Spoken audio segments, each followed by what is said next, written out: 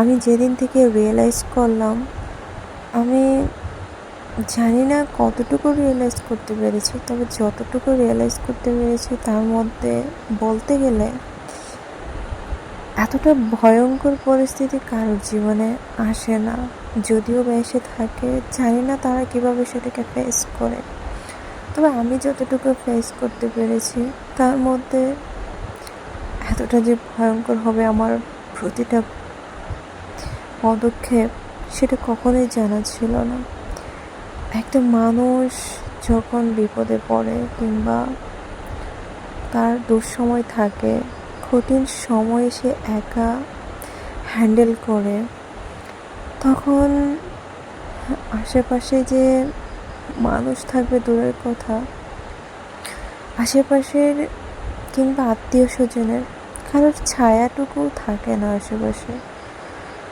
আসলে মানুষ যখন নিঃস্ব হয়ে যায় কিংবা একা হয়ে যায়, তখন সে বুঝতে পারে এই দুনিয়াটা আসলে ঠিক কীরকম। তবে আমি জানি না আমার পরিস্থিতিটা ঠিক কীরকম যাচ্ছে। আমি হয়তো কাউকে বলে বোঝাতে পারবো না যে এর ব্যাখ্যাটা ঠিক কীরকম। আসলে খারাপ পরিস্থিতি যার আসে কিংবা যেটা ফেস করে, একমাত্র আমার মনে হয় সেই জানে।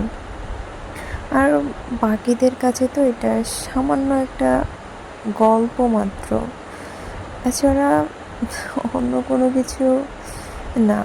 আমি মনে করি না, যদি মনেই করতাম সেরকম কিংবা ওই মানুষগুলোর কাছে এতটাও ইম্পর্টেন্স থাকতাম বা ওরা বুঝতে পারতো, তাহলে হয়তো আমাদের জীবনে এতটাও কষ্ট কিংবা দুঃখ থাকতো না, এতটাও কঠিন পরিস্থিতি আমাদের জীবনে নেমে আসতো না। আসলে কথাই বলে না, মানুষ যার পরিস্থিতি যেমন, একমাত্র সেই জানে জীবনের আসল মানেটা কি। যাদের ভালো সময় যাচ্ছে তাদের কাছে মনে হয় যে হয়তো দুনিয়ার সবাই ভালো আছে, কিন্তু যাদের কষ্টে দিন যায় কিংবা খারাপ পরিস্থিতি থাকে, খারাপ সময় থাকে, তখন হয়তো মানুষ জানার চেষ্টাটুকু করে না। কিন্তু সে শুধু বুঝতে পারে আসলে খারাপ পরিস্থিতি কাকে বলে, কী প্রকার হয়, কয় প্রকারের হয়, কিংবা কী ধরনের পরিস্থিতি থাকে।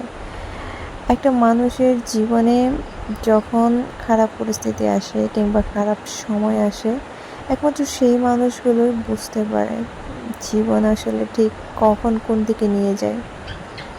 এই যে মানুষ হুট করে বলে ফেলে না যে কি এত নিয়ে এরকম ডিপ্রেসড থাকো কিংবা এতটাও মনমরা হয়ে থাকো, আসলে কোনো মানুষই না জীবনে এগুলো ইচ্ছে করে করে না।